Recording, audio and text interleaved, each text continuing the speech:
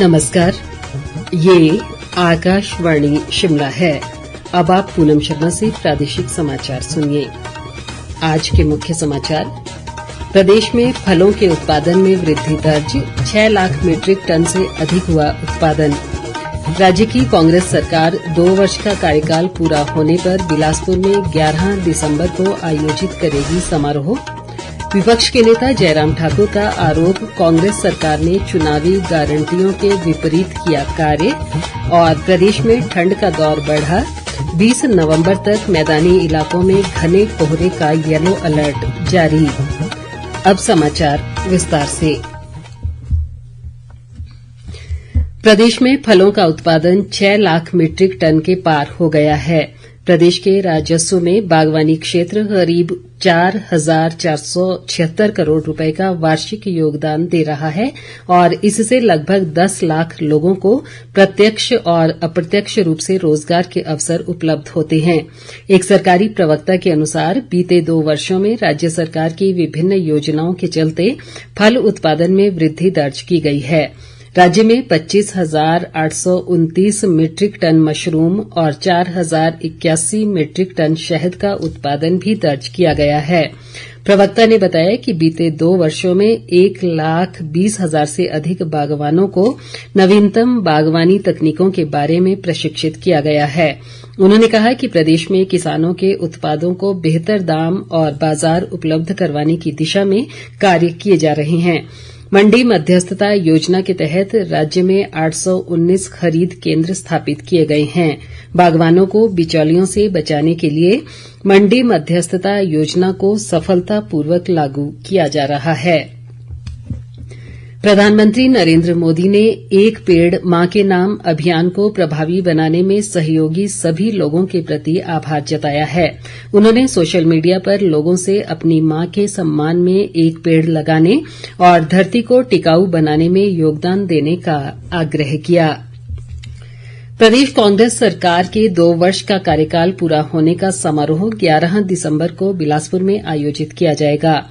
मुख्यमंत्री सुखविंदर सिंह सुक्खू ने इस समारोह को सफल बनाने के लिए अभी से तैयारियां शुरू करने के निर्देश दिए हैं। तकनीकी शिक्षा मंत्री राजेश धर्माणी, पूर्व मंत्री रामलाल ठाकुर, पूर्व विधायक बम्बर ठाकुर और कांग्रेस नेता विवेक कुमार ने आज शिमला में मुख्यमंत्री से भेंट की और विश्वास दिलाया कि 2 वर्ष के कार्यकाल का समारोह ऐतिहासिक रूप से मनाया जाएगा। इन नेताओं ने मुख्यमंत्री से जिले में चल रही विकास परियोजनाओं को लेकर भी विचार विमर्श किया। मुख्यमंत्री ने भरोसा दिलाया कि बिलासपुर जिले के विकास कार्यों में किसी भी तरह की कमी नहीं आने दी जाएगी। कांग्रेस नेताओं ने मुख्यमंत्री से झंडुता और स्वारघाट को नगर पंचायत का दर्जा देने की मांग भी उठाई। उन्होंने कहा कि राज्य सरकार के प्रयासों से गोविंद सागर झील में वाटर स्पोर्ट्स गतिविधियां शुरू हो चुकी हैं। इससे स्थानीय लोगों को रोजगार व स्वरोजगार के अवसर मिलने से क्षेत्र में आर्थिक समृद्धि आएगी। आयुष्मान वय वंदना कार्ड के शुरू होने के 3 सप्ताह के भीतर 10 लाख से अधिक वरिष्ठ नागरिकों ने इसके लिए नामांकन कराया है। केंद्रीय स्वास्थ्य व परिवार कल्याण मंत्रालय ने बताया है कि इनमें से लगभग 4 लाख नामांकन महिलाओं द्वारा किए गए हैं। इस कार्ड के जारी होने के बाद से 9 करोड़ रुपए से अधिक के उपचारों को अधिकृत किया गया है। इससे 70 वर्ष और उससे अधिक आयु के 4,800 से अधिक वरिष्ठ नागरिकों को लाभ हुआ है, जिनमें 1,400 से अधिक महिलाएं शामिल हैं। ये कार्ड प्रधानमंत्री आयुष्मान भारत मिशन के तहत मुफ्त स्वास्थ्य सेवा का लाभ प्रदान करता है।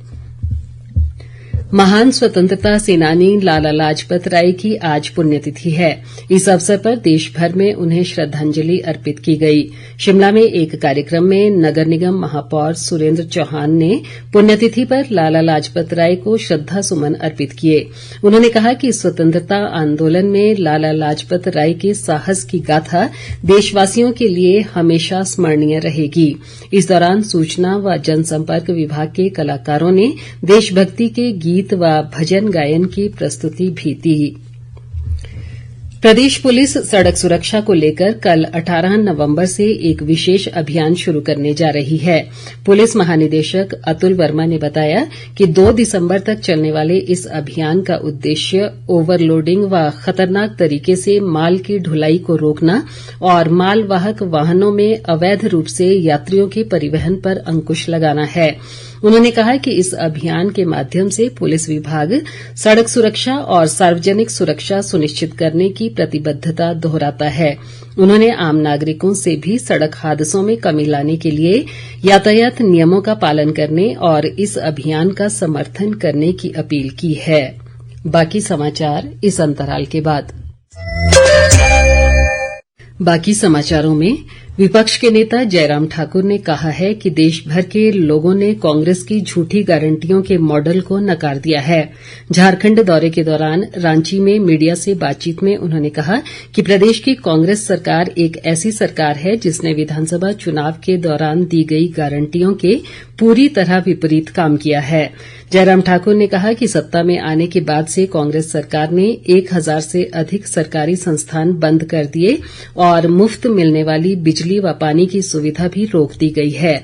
उन्होंने कहा कि कांग्रेस के झूठ के इस दौर को चलने नहीं दिया जाएगा और एक एक झूठ का पर्दाफाश किया जाएगा। जयराम ठाकुर ने आरोप लगाया कि आज प्रदेश में विकास के सभी काम ठप्प पड़े हैं और युवाओं को रोजगार भी नहीं मिल पा रहा है।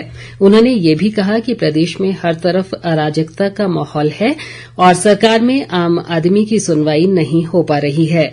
विपक्ष के नेता ने कहा कि 22 महीने के कार्यकाल में ही कांग्रेस सरकार 25,000 करोड़ रुपए से अधिक का ऋण ले चुकी है और इस वर्ष की ऋण लेने की सीमा लगभग समाप्त हो चुकी है।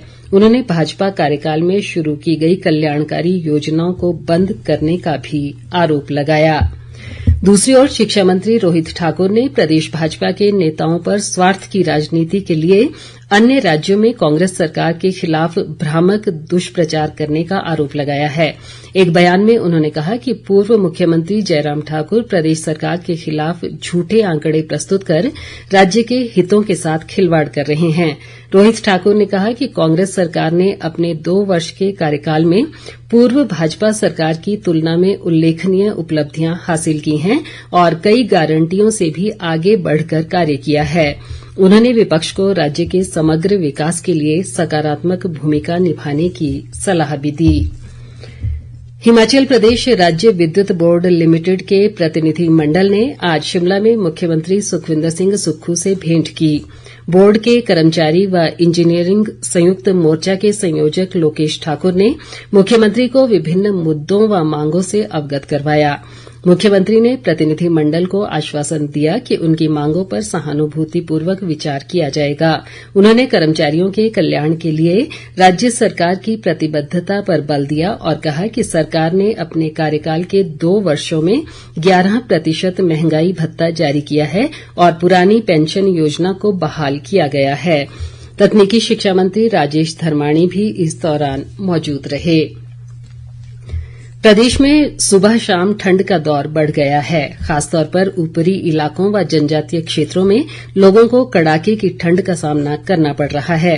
राज्य के मैदानी जिलों में भी कोहरे के चलते तापमान में गिरावट दर्ज की जा रही है। जनजातीय क्षेत्रों में कई स्थानों पर न्यूनतम तापमान 0 डिग्री के आसपास दर्ज किया जा रहा है। मौसम विभाग ने 22 नवंबर को पश्चिमी विक्षोभ की सक्रियता से मौसम में बदलाव की संभावना जताई है। विभाग ने कल से 20 नवंबर तक बिलासपुर, हमीरपुर, कांगड़ा, मंडी और ऊना के कई क्षेत्रों में घने कोहरे का येलो अलर्ट भी जारी किया है। चंबा नगर के पक्का टाला मोहल्ला में सीमेंट स्प्रे का कार्य आरंभ हो गया है। इस कार्य के शुरू होने से इस क्षेत्र में भूस्खलन की समस्या से निजात मिलेगी और मोहल्ला के नीचे से गुजरने वाले लोग भी बिना किसी परेशानी के सड़क पर सफर कर पाएंगे। पक्का टाला मोहल्ला में भूस्खलन की समस्या पिछले करीब 25 वर्षों से चल रही थी। सीमेंट स्प्रे व सुरक्षा दीवार लगाने के लिए करीब 3 करोड़ रुपए की राशि मिली है। अंत में मुख्य समाचार एक बार फिर। प्रदेश में फलों के उत्पादन में वृद्धि दर्ज, 6 लाख मीट्रिक टन से अधिक हुआ उत्पादन। राज्य की कांग्रेस सरकार 2 वर्ष का कार्यकाल पूरा होने पर बिलासपुर में 11 दिसंबर को आयोजित करेगी समारोह। विपक्ष के नेता जयराम ठाकुर का आरोप, कांग्रेस सरकार ने चुनावी गारंटियों के विपरीत किया कार्य। और प्रदेश में ठंड का दौर बढ़ा, 20 नवंबर तक मैदानी इलाकों में घने कोहरे का येलो अलर्ट जारी। इसी के साथ ये समाचार बुलेटिन समाप्त हुआ। नमस्कार।